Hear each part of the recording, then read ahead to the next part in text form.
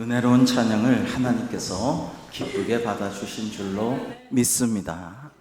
명절 연휴도 지났는데 어떻게 이렇게 아름다운 찬양을 잘 준비해서 하셨는지 참 감사드립니다. 왜 웃으시는지 모르겠지만 너무 감사해서 웃는 것 같습니다. 사랑하는 성도 여러분, 오늘도 하나님의 은혜와 예비하신 복이 우리 가운데 충만하기를 주님의 이름으로 축복합니다. 추석 연휴 잘 보내셨습니까? 네, 정말 민족의 명절 추석에는 고향으로 귀향 또는 귀성이라 그러죠. 그렇게 하죠. 저도 포항에 내려갔다 왔는데요. 사실 요즘에 잘 길이 안 막히었었는데 이번 주일, 지난 주일에는 이제 내려가는데 좀 상당히 막혀가지고 길에서 많은 시간을 쏟았습니다만 그래도 기쁘고 감사했어요. 왜냐하면 양가 홀로 되신 이제 부모님을 찾아뵙고 며칠 같이 지낸다 생각하니까 굉장히 마음이 설레고 기뻐서 긴 시간이지만 기쁨으로 갈 수가 있었습니다. 원래 제 고향은 서울이지만 양가 부모님 계신 곳으로 귀성을 다녀왔습니다. 즉 우리가 돌아가야 할 곳, 귀향하고 귀성해야 할 곳은 어디냐면은 아버지 어머니가 계신 곳, 부모님이 계신 곳, 그곳으로 가는 거예요. 여러분, 우리 성도는 어디로 돌아가야 합니까? 아버지 계신 곳으로 가야죠. 하늘 아버지 계신 곳으로, 하늘 본향으로 우리는 다 돌아가야 그것이 진정한 귀향이고 귀성인 줄로 믿습니다. 이 땅이 아무리 좋아 보여도, 아무리 이 세상이 내가 만족스러워도 여러분, 우리가 원래 보내심을 받은 그곳, 창조주 하늘 아버지 계신 그곳으로, 본향으로, 아버지 집으로 우리는 돌아가야 되는 존재다라는 거예요. 우리가 이것을 잊어서는 안 될 것입니다. 주후 64년에 로마에 큰 화재가 났습니다. 이 대화재를 아마도 폭군 미치광이 로마 황제인 네로가 술을 먹으면서 시를 지으면서 노래를 악기를 타면서 부르면서 주흥을 위해서 불을 질러 방화했다라고 생각해요. 사람들이 그거를 그렇게 믿고 소문도 그렇게 났습니다. 아마 사실일 것 같아요. 근데 이제 네로는 큰일 났죠. 자기가 이 로마, 유서 깊은 로마를 불질렀다는 소문이 났으니까 이거 희생양을 찾아야 됩니다. 그래서 그리스도인들이 불을 질렀다. 그래가지고 그리스도인들을 잡아다 고문하고 박해하고 죽였습니다. 계속해서 그런 거예요. 일본의 관동 대지진이 일어났을 때 희생양을 조선인으로 찾아가지고 사람들이 막 죽창으로 찌르면서 죽이고, 그렇게 일본 사람들이 하지 않았습니까? 거의 똑같은 거예요. 그리스도인들을 잡아다가 죽이고 박해했어요. 자, 그러니까 그리스도인들이 로마에서는 카타콤이라는 이 지하 동굴을 파고 들어가서 거기서 피신해 살았고, 그것도 여의치 않은 사람들은 뿔뿔이 흩어지는데 지금의 튀르키예인 소아시아 지역으로 많이 흩어졌습니다. 그것이 오늘 말씀에 나오는 본도, 갈라디아, 갑바도기아, 아시아와 비두니아에 흩어진 나그네라는 말씀의 의미입니다. 여러분, 한번 생각해 보십시오. 작년에 우리가 성지순례 갔는데 유럽에는요, 유럽뿐이 아니죠, 중앙아시아, 소아시아 곳곳에 그리스도인들이 핍박을 당할 때 지하로 또는 산속의 동굴로 숨어들어 피신한 장소가 참 많이 있습니다. 로마에만 카타콤이 있는 게 아닙니다. 그런데 어떤 분들 일부는요, 우리 성지순례 코스인데 거기 들어가기가 너무 무섭다. 난 폐쇄공포증이 있어. 무서워. 못 들어가겠어. 위험할 것 같아. 그래서 저는 그분들하고 남아서 기도하고 대화도 하고 주변에 좀 돌기도 하면서 일부는 안 들어갔어요. 여러분, 오늘이나 예전이나 똑같죠. 누구나 그런 공포심을 가진 사람이 있을 것입니다. 땅굴 속에 들어가서 살아간다? 얼마나 공기도 좋지 않고 전염병 돌면 다 죽는 거 아니야? 위에서 입구가 막히면 우리는 다 꼼짝없이 죽는 거 아니야? 그런 공포감이 왜 없겠습니까? 있죠. 여러분, 카타콤만 그런 게 아니라 소아시아 지금 튀르키예 지역으로 흩어진 사람들은 동굴에 들어가서 동굴 속에 많이 피신해서 숨어 살았습니다. 그래, 본인은 그렇다 칩시다. 아이들 교육은 어떻게 하죠? 애들의 인생은 어떡하죠? 손주들, 귀여운 손주들은 빛도 못 보고 숨어 지내서 살아야 됩니까? 그러나 믿음을 지키기 위해서 그 당시에 수많은 성도들은 그렇게 뿔뿔이 흩어져서 박해를 견뎌냈습니다. 당시 교회의 지도자였던 사도 베드로는 이러한 박해받는 성도들에게 신앙의 기본을 가르치고, 정말 어려울 때 우리에게 중요한 건 사실 신앙의 기본이죠. 그 다음에 믿음의 확신을 거듭 확신시켜주며 그들을 또 위로하고 격려하였습니다. 그것이 오늘의 본문인데요. 자, 오늘 본문 1절과 2절 우리 같이 한번 읽어보실까요? 시작. 예수 그리스도의 사도 베드로는 본도 갈라디아, 갑바도기아, 아시아와 비두니아에 흩어진 나그네 곧 하나님 아버지의 미리하심을 따라 성령이 거룩하게 하심으로 순종함과 예수 그리스도의 핏부림을 얻기 위하여 택하심을 받은 자들에게 편지하노니 은혜와 평강이 너희에게 더욱 많을지어다. 아멘. 자, 사도 바울은 이 말씀하시기를 거룩한 성도들에게, 하나님의 택하심을 받은 이들에게 편지한다고 말씀하시는데 특별한 말이 하나 있어요. 그것은 나그네라는 거예요. 그들을, 수신인들을 나그네라고 불렀어요. 이 나그네 원어는요, 유명한 말인데 디아스포라라고 합니다. 디아스포라라는 말은 유대인들이 고향을 떠나서 나라를 잃고 전 세계에 뿔뿔이 흩어진 유대인을 디아스포라라고 합니다.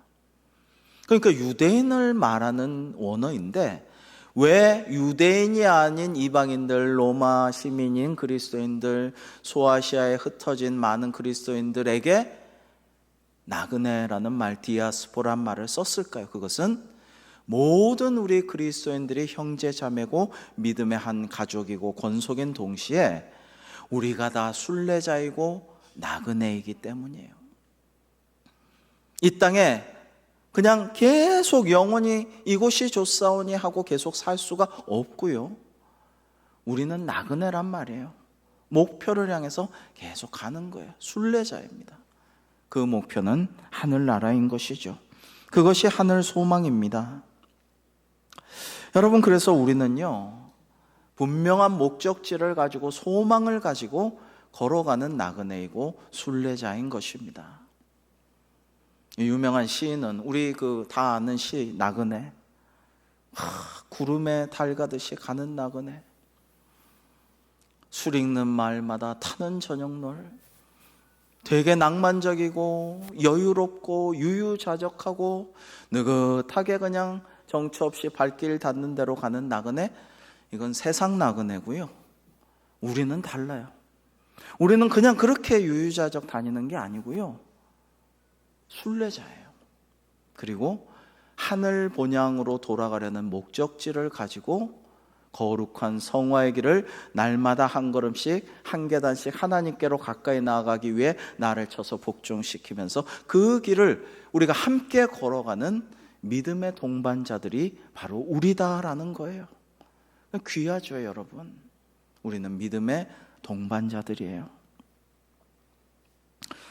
성도 여러분, 우리가 다 나그네이고 순례자인데 이 땅에 영원히 머물 수 없으므로 우리가 돌아가야 할 본향인 하늘나라를 바라보고 위의 것을 추구하며 그 길을 가는데 혼자 갈 수 없고요, 같이 가야 돼요. 우리가 손에 손잡고 아픈 다리에 서로 기대어주며, 때로는 연약한 자의 짐을 내가 대신 져주기도 하면서, 그렇게 격려하면서 노래도 같이 부르면서 걸어가는 길을 우리는 간다라는 것입니다. 자, 그래서 두 번째, 우리의 진짜 소망은 부활의 소망이며 하늘의 소망입니다. 오늘 말씀 3절을 같이 읽어 보실까요? 시작. 우리 주 예수 그리스도의 아버지 하나님을 찬송하리로다. 그의 많으신 긍휼대로 예수 그리스도를 죽은 자 가운데서 부활하게 하심으로 말미암아 우리를 거듭나게 하사 산 소망이 있게 하시며. 아멘. 사도 베드로는 아버지 하나님을 찬송하고 있는데요, 그 산 소망을 주셨다라고 거기에 감동하고 감격하고 있습니다. 산 소망이란 게 뭡니까?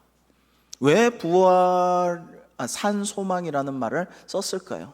그냥 소망이 아니고 산 소망이라는 것, 살아있다라는 말을 덧붙인 이유가 있습니다. 당시 헬라 문화 속에서의 이 산 소망할 때의 소망이란 말 자체가 좀 애매모호하고 두리뭉실하고, 요즘 현대어로 번역하면은 긍정의 힘, 뭐 이 정도로 번역할 수 있는 표현이었다라는 거예요. 그러니까 이게 아니고 살아있는 확실한 목표가 있는, 지향점이 있는 그 소망을 주셔서 감사하다, 하나님을 찬송합니다라고 말하고 있는 것입니다. 그 산 소망은 무엇입니까? 예수 그리스도를 죽은 자 가운데서 부활하게 하신 하나님께서 믿는 자마다 우리도 거듭나서 주님처럼, 우리 예수님 부활의 첫 열매 되신 주님처럼 우리도 부활할 것이라는 살아있는, 변치 않는, 생생한 소망을 주셨다라고 말하는 것입니다. 여러분, 죽을 수밖에 없는 유한하고 연약한 존재인 내가 뭐를 갖고 싶어요? 뭘 이루고 싶어요? 난 어디까지 가고 싶어요? 이거를 취하고 싶어요?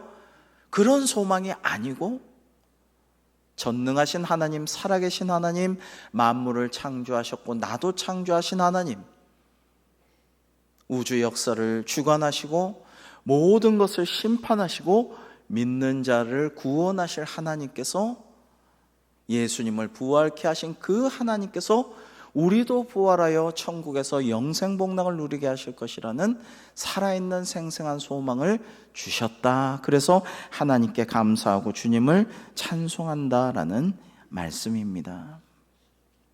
사랑하는 성도 여러분, 산 소망의 반대는 죽은 소망이겠죠. 소망이 죽으면 살맛이 안 납니다. 행복하지 않습니다.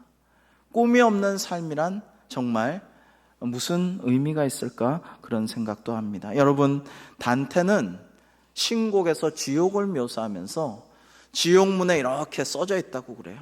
지옥문 위에 팻말이 여기에 들어오는 모든 자는 소망을 버릴지어다. 지옥에 들어가면 희망이 없는 거예요. 절망밖에 없어요.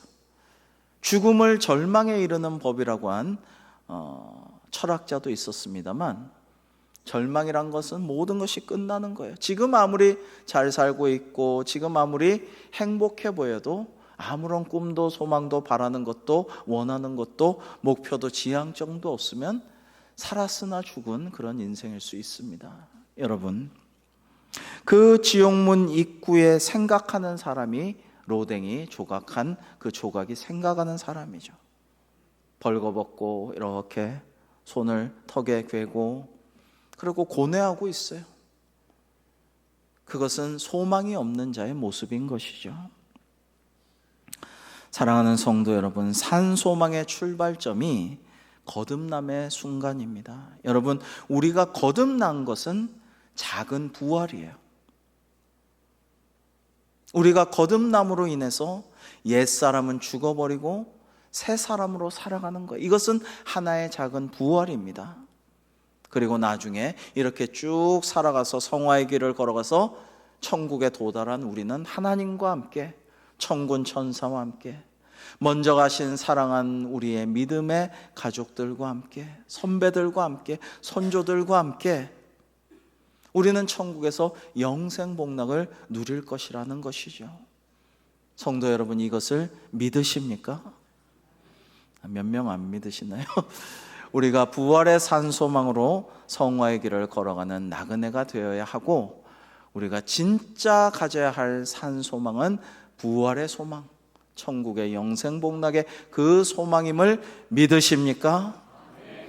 이걸 믿어야 돼. 이걸 안 믿으면 참 기독교인은 아닙니다, 사실은. 그냥 교회 사람이 좋아서 오고, 누구랑 잘 지내기 위해서 오고, 좋은 말씀 듣고, 찬양대 잘하니까 듣고, 교제하고, 참 신앙이 아니에요. 진짜 신앙이라는 것, 신앙의 기본이라는 것은 이런 것입니다. 우리 4절 말씀 같이 읽어보실까요? 시작. 썩지 않고 더럽지 않고 쇠하지 아니하는 유업을 잊게 하시나니 곧 너희를 위하여 하늘에 간직하신 것이라. 아멘.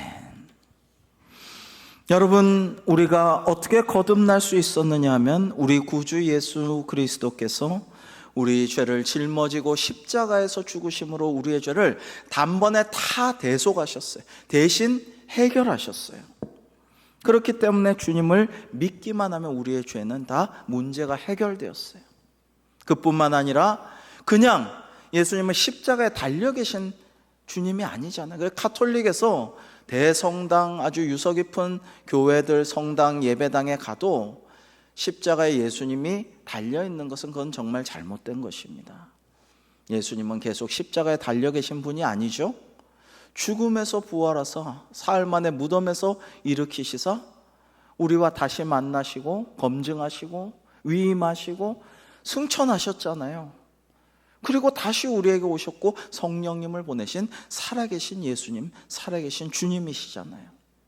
십자가에 머무시는 분이 아니죠. 여러분, 그런 부활하신 주님, 우리에게 약속대로 성령님을 보내주신 주님을 나의 구주로 영접하는 순간 나는 구원을 받은 거예요. 거듭난 거예요. 새 사람이 된 거예요. 그리고 우리는 영원한 생명을 향해서 지금 그것을 걸어가고 있지만 사실 누리고 있어요. 지금 이미 우리는 영생에 들어와 있습니다. 그리고 마지막에는 가장 건강하고 가장 아름답고 가장 젊고 가장 신선한 모습으로, 영화로운 모습으로 영혼과 물론 육신까지도 부활하여서 천국에서 영원토록 복락을 누릴 것입니다.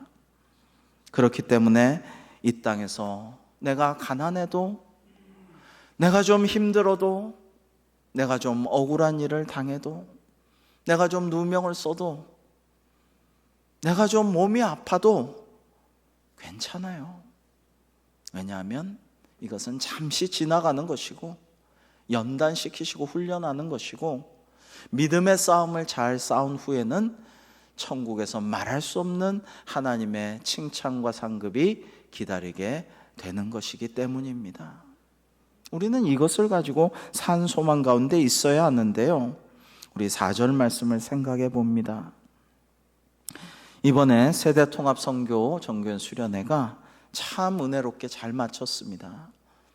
하나님께 감사하고 영광 돌리고 수고하신 모든 분들께 진심으로 감사를 드립니다.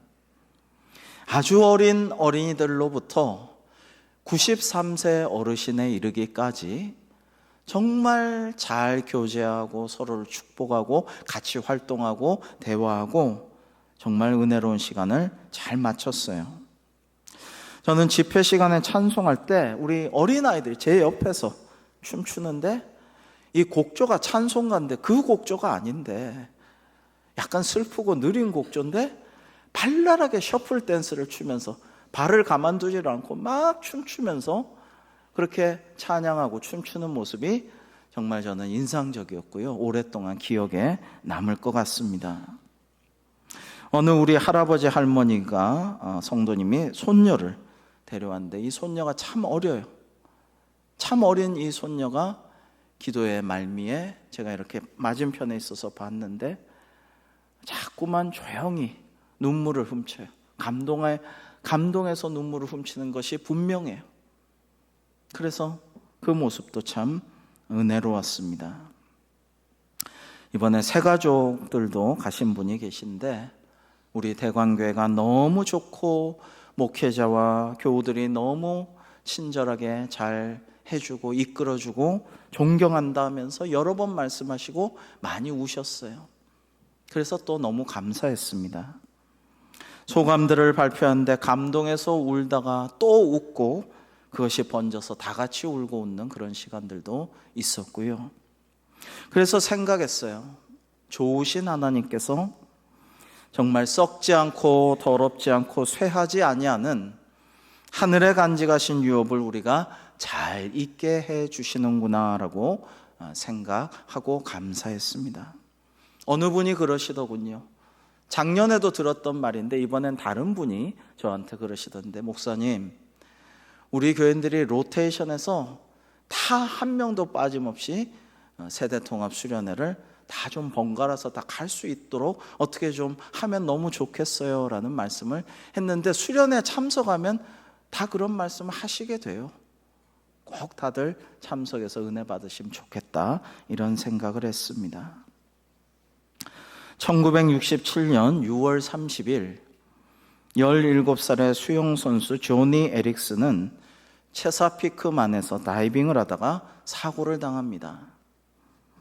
목 아래 전신이 다 마비된 그녀는 쓰라림, 좌절, 분노, 심지어 자살 충동 등 온갖 부정적인 감정에 휩싸였습니다.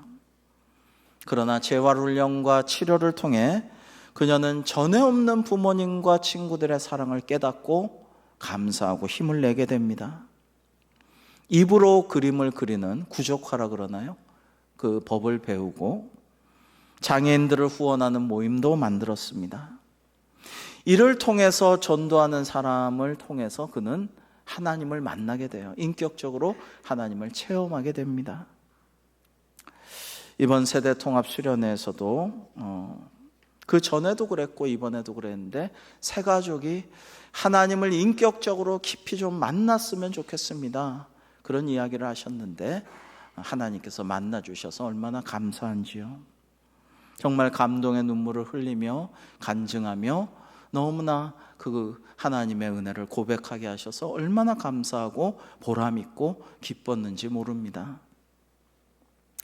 그녀는 이렇게 말합니다. 여러분 한번 화면을 보시면서 그녀의 심정으로 한번 이입하셔서 한번 들어보시면 좋겠습니다. 나는 이제 미래에 대한 소망이 있습니다. 성경은 우리의 몸이 하늘에서 영화롭게 된다고 말합니다. 그때는 내가 여기서 죽은 후 내 발로 춤을 출 때입니다. 손가락은 오그러들어 구부러지고 근육은 쇠약해지고 무릎은 비틀리고 어깨 아래로는 아무런 감각이 없는 내가 언젠가는 가볍고 밝으며 강력하고 눈부신 의로 옷 입은 새로운 몸을 가지게 될 것입니다. 이것이 나처럼 척추를 다친 사람이나 뇌 손상을 입은 환자 혹은 조울증 환자에게 어떤 소망을 주는지 상상할 수 있습니까? 다른 어떤 종교나 철학도 새로운 몸과 정신을 약속하지 않습니다. 오직 그리스도의 부활의 복음 안에서만 상처 입은 사람이 이처럼 놀라운 소망을 발견할 수 있습니다 라고 말했습니다. 성도 여러분, 마지막 세 번째로 우리는 하늘 소망을 품고 고난의 땅을 믿음으로 통과해야 합니다. 베드로전서의 핵심 메시지는 이 세상을 살아가면서 박해당하고 고난당하고 조롱받는 그리스도인 성도들이 어떤 삶을 살아내야 하는가라는 것입니다. 말씀드린 바대로 폭군 황제에 의한 억울한 방화범이란 누명을 쓰고 박해당하고 죽임을 당하는 성도들의 그 삶이 이 베드로전서의 배경이죠. 그들에게 베드로 사도는 말합니다. 그대들은 하나님의 백성 성도이므로 하나님의 은혜로 택하심을 받은 존재이므로 그리고 이 성화의 길을 함께 걸어가는 순례자여 나그네들이므로 이것들을 견뎌내고 존귀와 찬양과 영광을 우리에게 내려주실 하나님을 기대하면서 존귀와 칭찬과 영광을 받기를 소망하면서 부활의 산 소망을 가지고 이겨냅시다라고 권면하고 격려하고 있는 것입니다.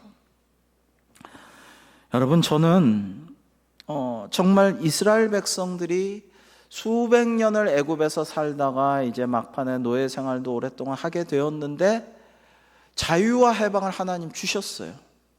그럼에도 불구하고 어떤 면에서는 광야에서의 생활이 애굽에서 생활보다 더 힘든 부분도 있었으리라는 추측을 해봅니다. 왜냐하면 그동안 생각했던 우리 선조들의 생각, 선배들의 생각, 우리 가문의 전통, 내 인간적인 생각과 꾀와 지혜와 나의 모든 세상적인 방식이 광야에선 하나도 안 통하거든요. 그렇게 하려고 해도 하나님은 그렇게 하지 말라고 하시거든요. 그리고 하나님께서 인도하시고 가르치시고 모든 것을 주관하셔요. 이스라엘의 광야 생활은 거기에 순종하며 하나님의 마음을 깨달아가고 하나님의 생각을 알아가고 그리고 하나님의 뜻에 나를 쳐서 복종시키고 순종하는 나의 생각과 경험과 나의 재능과 나의 모든 것들을 내려놓고 온전히 하나님께 순종하는 훈련의 과정이었다라는 것입니다. 여러분 좀 비슷하지 않을까 이런 생각을 저는 해보는데요. 저는 좀 힘든 군대를 갔지만은 군에서 제일 힘들었던 훈련은 뭐 야간 산악 행군이다, 낙하산탄 공수 훈련이다, 특공 무술이다 이런 거 아닙니다. 태권도 이런 건 재밌었고요. 유격도 재밌었습니다. 그런 게 아니고요. 정말 제일 힘들었던 건 저는 평생 잊기 힘든 너무나 힘들었던 거는 훈련병 생활. 특히 개인적으로 저는 이름표 바느질해서 자기가 스스로 달아야 되는데 명찰 바느질해서 다는 게 미치겠더라고요. 잘 안 돼가지고 제가 손재주가 없거든요. 와 이건 미치겠다. 그래서 옆 사람한테 제가 먹을 거 제 거 주고 좀 달아주라 그래가지고 옆 사람이 달아줬어요. 여러분 나의 모든 생각, 사회에서의 생각, 학창 시절에서의 생각 내려놔야 되고요. 내 옷 다 반납하고 모자부터 발끝까지 군화까지 군복으로 다 챙겨 입어야 되고요. 식사도 군에서 나오는 것만 해야 되고요. 모든 생활 습관, 시간, 일정, 작전, 훈련 다 시키는 대로 해야 되고 제일 힘든 게 뭐냐면 생각을 군인처럼 해야 돼요. 말도 군인처럼 해야 돼요. 제가 이등병 때 이병수 이러고 있으면은 고참 한 명이 와서 막 웃겨요. 웃으면은 옆에 고참이 막 괴롭히고 때려. 너 막 군기가 빠져가지고 웃어? 아닙니다. 그러고 있으면 옆에서 또 막 웃겨요. 병장들이 그러고 놀리면서. 여러분 사회 같으면은 뭐 그거 가만히 있겠습니까? 어디론가 도망가 버리거나 한번 대들거나 그러겠죠. 그럴 수가 없잖아요. 그러니까 훈련병 시절이 제일 힘들었는데 왜 힘들었느냐? 나의 체질과 사고와 모든 것들을 개조해야 되니까, 맞춰야 되니까, 순종하고 따라야 되니까 그게 제일 힘들더라고요. 압도적으로. 여러분 광야 생활이라는 것은 하나의 훈련소 과정이에요. 그걸 보여주는 거예요. 모든 인류의 샘플로서 하나님께서 그것을 보여주신 거예요. 봐라 이렇게 이 백성들이 말을 안 듣지 않느냐. 출애굽 당시에 그 모든 기적들과 베풀어 주신 은혜를 망각하고 이렇게 하나님께 반역하고 대들지 않느냐.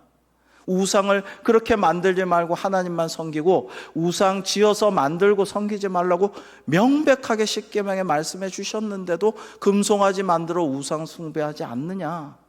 이걸 우리에게 보여주시는 거예요. 사랑하는 성도 여러분, 내 소망은 이 땅에 있는 것이 아니고 내가 추구하는 목적지와 내가 추구하는 목표도 여기에 있는 게 아니고 우리는 하늘을 목표로 하여서 하늘 아버지 계신 본향집으로 돌아갈 때를 대비해서 이 땅에서 잘 훈련받고 연단받고 정말 시험이 닥쳐오고 유혹이 닥쳐와도 최대한 죄 짓지 않고 때로는 죄를 지어요.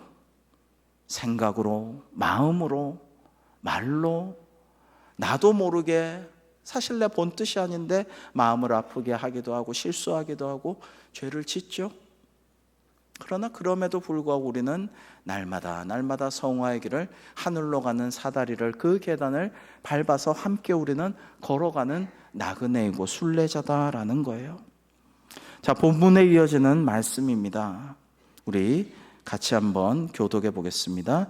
너희는 말세에 나타내기로 예비하신 구원을 얻기 위하여 믿음으로 말미암아 하나님의 능력으로 보호하심을 받았느니라. 그러므로 너희가 이제 여러 가지 시험으로 말미암아 잠깐 근심하게 되지 않을 수 없으나 오히려 크게 기뻐하는도다. 함께 너희 믿음의 확실함은 불로 연단하여도 없어질 금보다 더 귀하여 예수 그리스도께서 나타나실 때에 칭찬과 영광과 존귀를 얻게 할 것이니라. 아멘. 여러분, 그래서 내 소망도 이 땅에 있지 않고 하늘에 있고요, 내 인생의 평가도 이 땅에서 다 받는 게 아니에요. 사람들이 하는 게 아니에요. 여러분, 정치인이나 모든 지도자들이나 인기인들이나 여러분 좀 가까이 가보면요, 좀 가까이 가봤습니다. 완전 딴판이에요. 사람들에게 보여지는 모습하고 가까이에서 생활하면서 보는 모습은 완전히 달라요. 그러나 하나님은 아시잖아요. 우리 인생의 평가는 사람들이 인정하고 사람들이 존경하고 사람들이 칭찬하고 사람들이 잘했다고 이게 아니고요, 우리 인생의 평가는 하나님께서 하실 줄로 믿습니다. 그러니까 세상적으로 성공, 소위 인정 이런 거 하면 좋지만 못해도 괜찮아요. 내 몸이 좀 아파도 괜찮아요.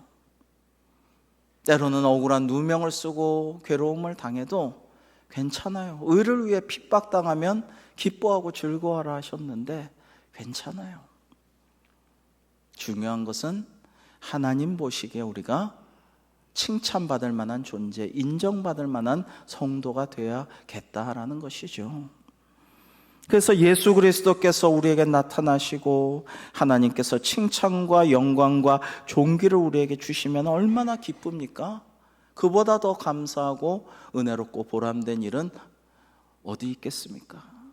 그리고 세상 사람들은 누가 나를 칭찬해요, 누가 인기 좋아서 사인받고, 누가 막 그냥 아부도 하고 막 띄워주고 선물도 줘요. 그때 뿐이에요. 잠시 잠깐이에요. 그러나 하나님과는 우리가 다 천국 갈 것인데, 영원토록 주님과 함께 천국에서 영생복락 누려야 되는데, 기왕이면 더 인정받고 더 칭찬받고 더 많은 상을 받고 더 좋은 말씀 듣고 그렇게 자랑스럽게 떳떳하게 살아가야죠. 영원히 주님과 함께 살 것인데 그게 얼마나 중요합니까? 그것이 우리가 이 땅에 살지만 하늘 소망을 가지고 성화의 길을 걸어가야 할 이유예요. 그리고 나만 자랑스럽고 나만 폼 잡고 나만 우쭐할 것이 아니라 다 하나님의 칭찬과 영광과 존귀를 받을 수 있도록 내가 도와주고 세워주고 기도해주고 축복하고 격려하고 위로해주고 우리가 다 그렇게 해서 같이 상 받아야죠. 여러분, 말씀을 준비하면서 이 찬양이 생각났어요. 가사를 잘 음미해 보시면 정말 성경적으로 은혜롭게 잘 쓴 가사다. 한번 가사를 잘 음미해 보시면 좋겠어요. 주님 다시 오실 때까지 나는 이 길을 가리라. 좁은 문 좁은 길 나의 십자가 지고 나의 가는 이 길 끝에서 나는 주님을 보리라.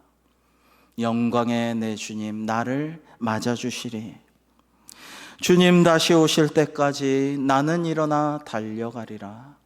주의 영광 온 땅 덮을 때 나는 일어나 노래하리.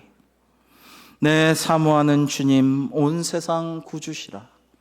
내 사모하는 주님 영광의 왕이시라. 아멘. 여러분, 진짜 좋은 길은 뭐냐면요, 그 끝에 낙원이 펼쳐진 길. 진짜 좋은 길은 내 목적지, 내가 원하는 소망하는 곳에 분명하게 정확히 데려다 주는 그 길. 진짜 좋은 길은 말 그대로 길이요 진리요 생명이신 우리 구주 주님 예수님께서 그 길의 끝에서 일어서서 나를 맞이하시는 그 길이 제일 좋은 길인 줄로 믿습니다. 여러분, 고속도로예요. 넓어요. 8차선 도로예요. 너무나 편리해요. 아주 쾌적해요. 그러나 그 길 끝에는 낭떠러지가 있고 죽음이 있고 지옥으로 가는 길이면 이 세상 길이 좋은 것 같아도 그 길을 타면 안 돼요. 유턴해서 우리 하나님이 기뻐하시는 그 길을 가야 돼요. 천국을 향한 길을 걸어가야 해요. 저는 꽃길만 걸으세요, 꽃길만 가세요란 말을 많이 요즘에 하는데 별로 좋아하지 않습니다. 꽃길만 가는 인생에는 없어요. 아무리 뛰어나고 잘나고 대단한 사람이라도 꽃길만 가는 인생은 없고요. 그리고 우리 그리스도인들은 꽃길만 갈 수 없어요. 어떻게 전도하려고 애쓰는데, 선교하려고 힘쓰는데, 구제하려고 하고 봉사하려고 하는데, 예배에 힘쓰고 기도하려고 하는데, 여러분 아이들 교육하려고 노력하는데, 제자 양육하려고 하는데 어떻게 꽃길만 편안히 아름다운 것만 보면서 갈 수가 있어요? 그 길만 갈 수 있는 것은 그리스도인의 길이 아닌 것이죠. 사랑하는 성도 여러분, 우리가 하늘 소망을 가지고 순례길 성화의 길을 걸어가는 나그네요.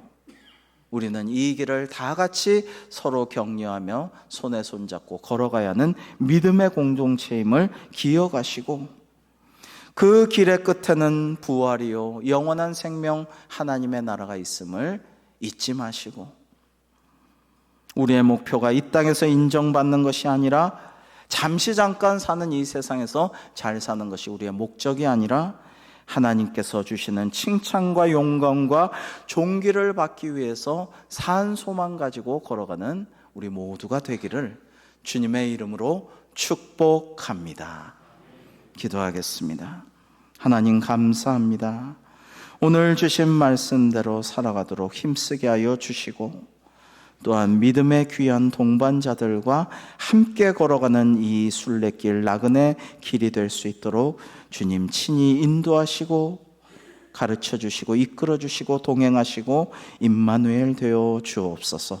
예수님의 이름으로 감사하며 기도하옵나이다. 아멘.